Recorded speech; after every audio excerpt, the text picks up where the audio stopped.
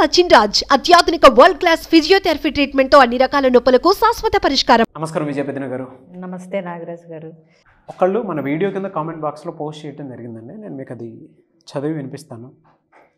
ఆ వీడియో కూడా దాని కింద, మేడం దయచేసి ఆడపడుచు వల్ల వదిన జీవితం ఏ విధంగా నాశనం అవుతుంది, అది ఆ కాపురం కాస్త విడాకులకు ఏ విధంగా దారితీస్తుంది అనేటువంటి దాని మీద ఒక వీడియో చేయండి. నేను చాలా సఫర్ అవుతున్నాను, నా ఆడపడుచు వల్ల జరిగినటువంటి నష్టాలు ఇవి, ఒక్కసారి మీరు డిస్కస్ చేస్తే దాని మీద మాకు ఏదైనా సొల్యూషన్ దొరుకుతుందేమో అనేటువంటి ఆలోచనలో ఉన్నాము.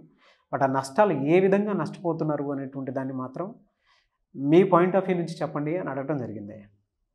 సో కొంతమంది ఆడపడుచుల వల్ల ఈ వదిన జీవితాలు నాశనం అయిపోతున్నాయి అనేది ఆ పాయింట్ ఆఫ్ వ్యూ నుంచి తను సఫర్ అయిన ప్రాబ్లం తను చెప్పడం జరిగింది. నిజంగా ఎటువంటి నష్టాలు ఉంటాయండి? కుటుంబం అన్న తర్వాత చిన్న చిన్న ఈగూస్ అవి ఉండటం కామన్, కానీ ఎటువంటి నష్టాలు ఉంటాయి? ఇక్కడ రెండు కోణాల్లో చూడొచ్చు నాగరాజ్ గారు. ఇప్పుడు అంటే ఆడపడుచులు అంటే పెళ్ళి అవ్వకముందు ఆడపడుచులు ఉంటారు, పెళ్ళై వెళ్ళిపోయిన తర్వాత కూడా ఆడపడుచులు రాకపోకలు ఉంటూ ఉంటాయి. సో పెళ్ళి అవ్వక ముందు ఏంటంటే, ఇప్పుడు ఒక అమ్మాయి పెళ్లి చేసుకుని వెళ్ళింది, పెళ్ళి కాని ఆడపడుచున్న ఇంట్లోకి. సో ఇక్కడ ఏంటంటే అప్పటి వరకు అన్నయ్య అమ్మాయితో టైం ఎక్కువ స్పెండ్ చేయటం, ఆ అమ్మాయితో కలిసి సినిమాలకు వెళ్ళటం, షికార్లకు వెళ్ళటం, ఆ అమ్మాయిని అంటే ప్రేమగా చూసుకోవటం, గారాన్ని చేయటం, ఇవన్నీ ఉంటాయి. సడన్గా ఇంకో వ్యక్తి వచ్చేపాటికి పెళ్ళి చేసుకుని ఆబ్వియస్గా ఆ ఏజ్లో ఆ అబ్బాయి ప్రయారిటీ ఆబ్వియస్గా మారిపోతుంది భార్య వైపు.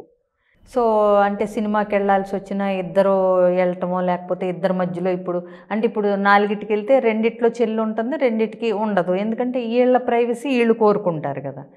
సో అట్లా ఆ అమ్మాయికి ఏంటంటే, మా వదిన వచ్చిన తర్వాత మా అన్నయ్య నాకు దూరం అయిపోతున్నాడు అనే ఇన్సెక్యూర్ ఫీలింగ్ ఎప్పుడైతే కలుగుతుందో అప్పుడు కొంతమంది అమ్మాయిలు వాళ్ళ ప్రతాపం చూపించడం మొదలు పెడతారు. సో అంటే ఏంటి, వదిన కూడా పార్ట్ ఆఫ్ ద ఫ్యామిలీ. వదిన వచ్చిన తర్వాత కొత్తగా పెళ్ళయింది కాబట్టి వాళ్ళ ప్రైవసీ, వాళ్ళ టైం వాళ్ళకి ఇవ్వాలి అనే మెచ్యూరిటీ లేని ఆడపడుచులు ఉన్నప్పుడు ఇలాంటి ప్రాబ్లమ్స్ వస్తాయి. కొంతమంది ఆడపడుచులు ఉంటారు, ఇప్పుడు అన్న వెళ్తూ ఇదివరకు చెల్లెలతో వెళ్ళేవాడిని కదా, ఇప్పుడు మా ఆవిడతో వెళ్తే ఏమనుకుంటుందో చెల్లి అని రమ్మని అడిగినా, నేను ఆల్రెడీ చూసేసాను అన్నయ్య, లేకపోతే మా ఫ్రెండ్తో వెళ్దాం అనుకుంటున్నాను, మీ ఇద్దరు వెళ్ళరండి అని చెప్పే మెచ్యూరిటీ ఉన్న ఆడపడుచు ఉన్నప్పుడు ఆ వదిన అదృష్టవంతురాలు. వీళ్ళిద్దరూ వెళ్దాం అనుకున్నప్పుడు ముందే నేను వచ్చేస్తాను, నన్ను కూడా తీసుకెళ్లాల్సిందే, నువ్వు మారిపోయావు, ఇదివరకు నన్ను తీసుకెళ్లేవాడివి, మీ ఆవిడ వచ్చిన తర్వాత నన్ను పట్టించుకోవట్లేదు, ఇలా అంటాం స్టార్ట్ చేసింది అంటే ఆ అమ్మాయికి ఇంకా పరిపక్వత లేదని అర్థం. సో వస్తే ప్రాబ్లమ్స్ ఇలాంటి అమ్మాయిల వల్లే వస్తాయి.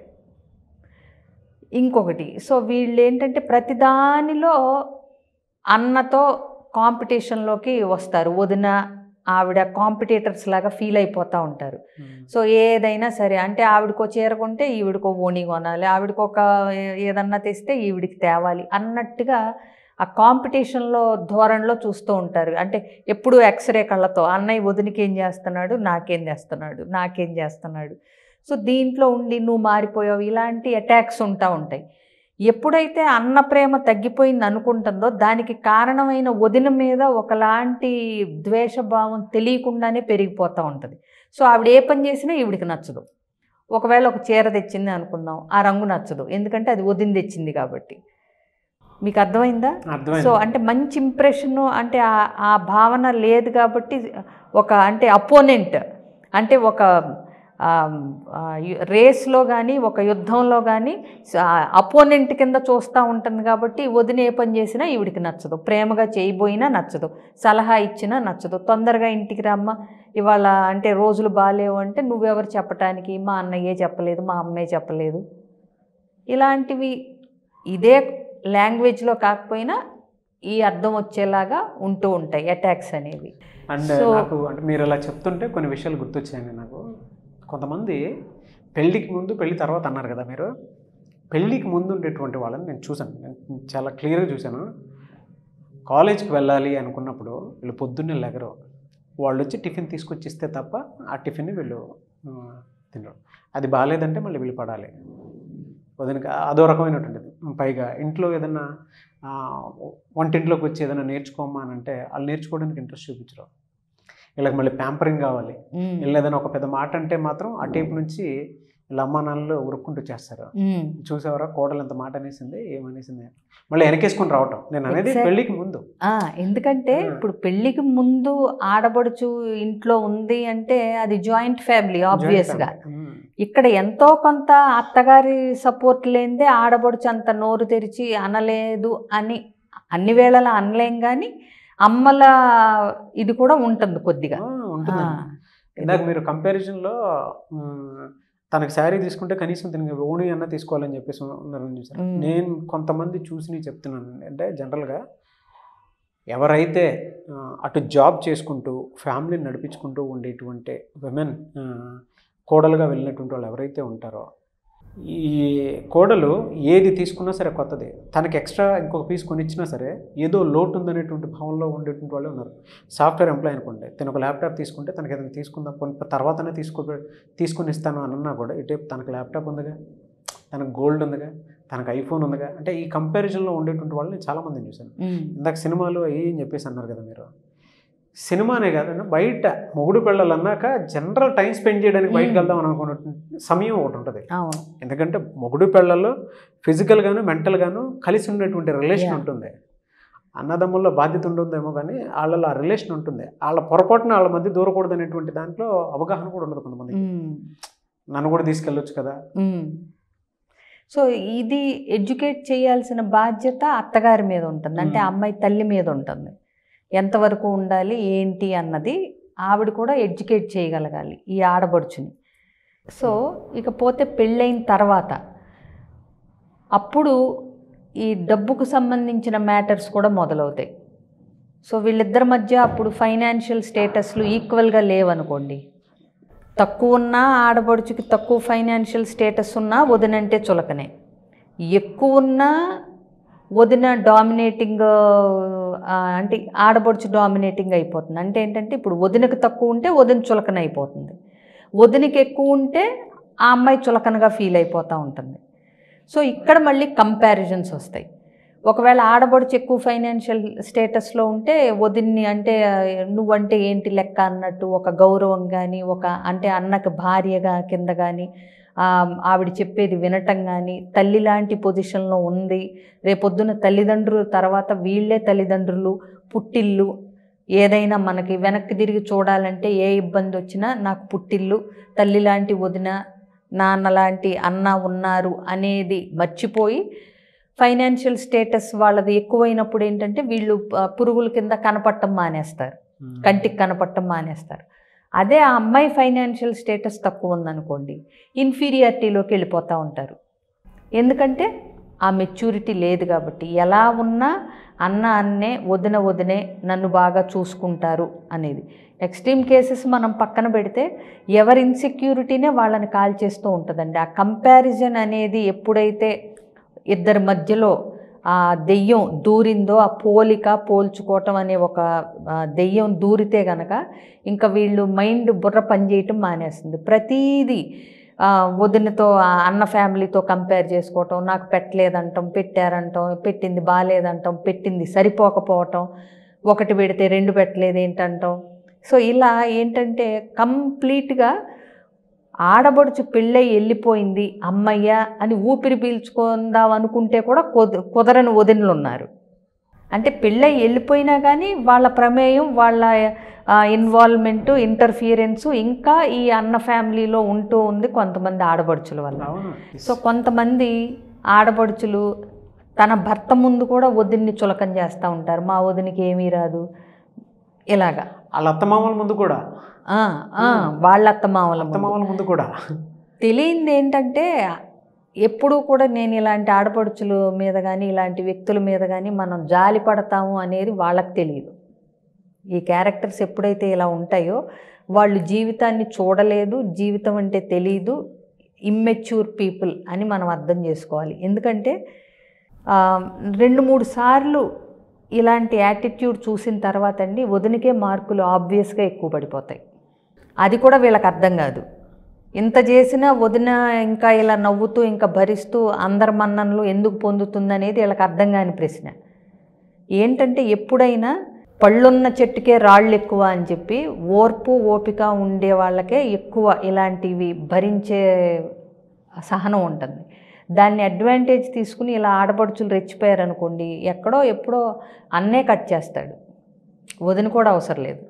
కాబట్టి ఏంటంటే ఆడపడుచు అనే ఆవిడ చక్కగా అన్న వదిలిని అమ్మ నాన్న తర్వాత తల్లిదండ్రుల కింద భావించి చక్కగా ఆ పుట్టిల్లు, ఆ మర్యాద, ఆ పసుపు కుంకుమ, ఆ సారె తీసుకుంటూ అన్నల బ్లెస్సింగ్తో ఇంకా ఇంకా పైకి రావాలి, అన్నలు వృద్ధిలోకి వస్తే నాకు ఇంకా పుట్టింటి సపోర్ట్ ఎక్కువ ఉంటుంది అని అన్నల మేలు కోరుకోవాలి.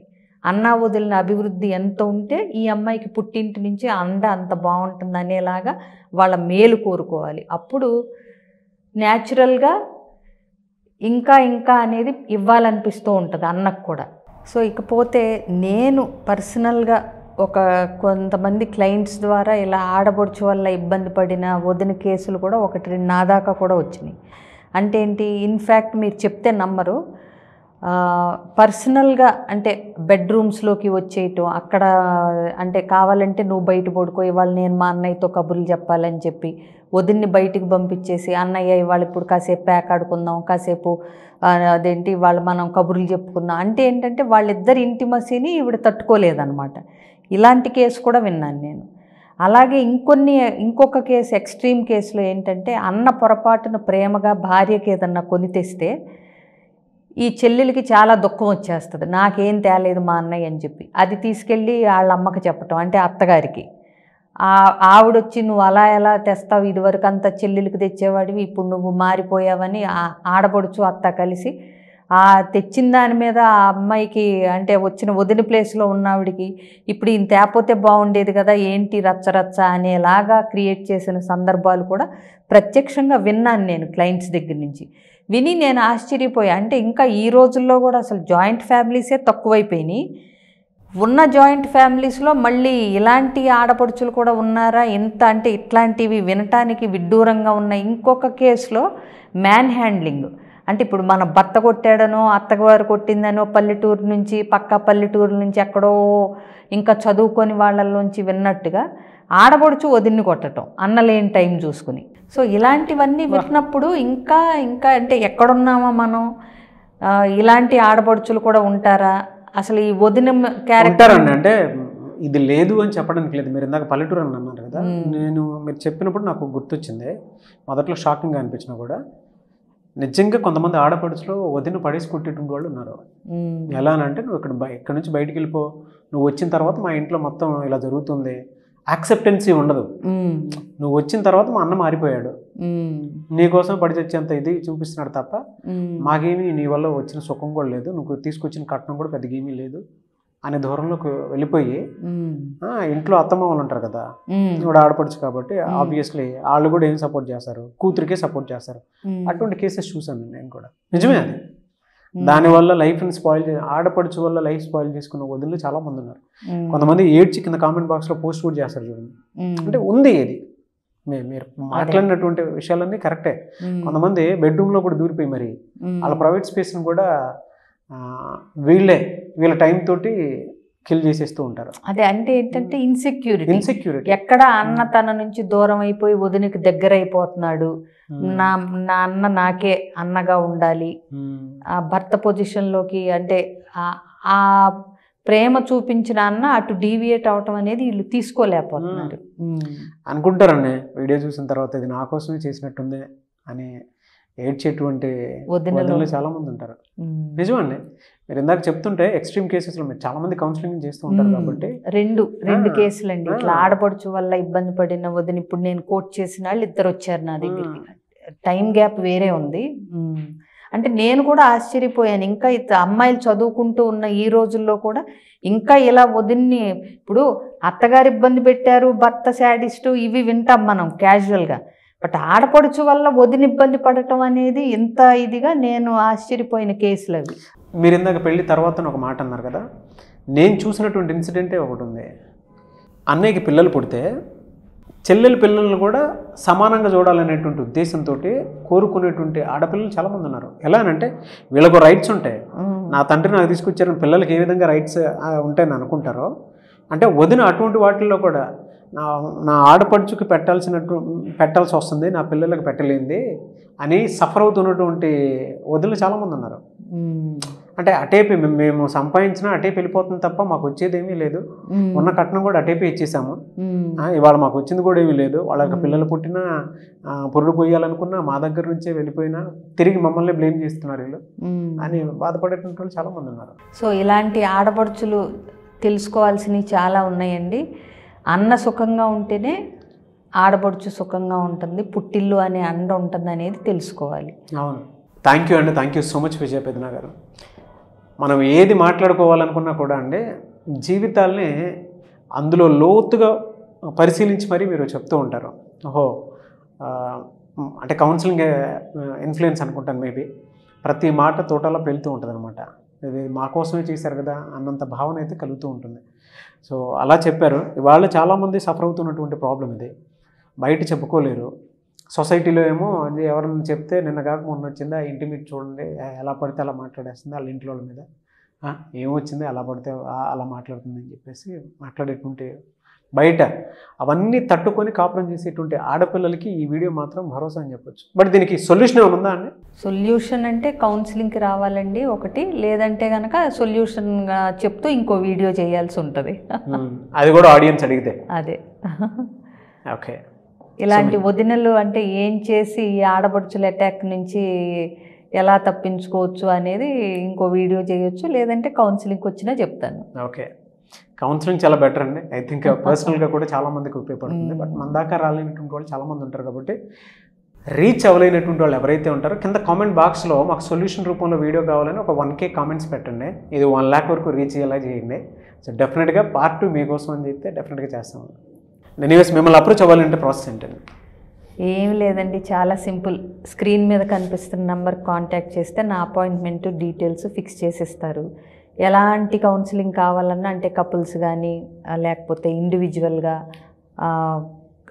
ఫ్యామిలీ థెరపీ కానీ ఏది కావాలన్నా స్క్రీన్ మీద కనిపిస్తున్న నెంబర్కి కాంటాక్ట్ చేస్తే నా డీటెయిల్స్ ఇస్తారు. థ్యాంక్ యూ అండి, థ్యాంక్ యూ సో మచ్ విజయ పెద్దన గారు.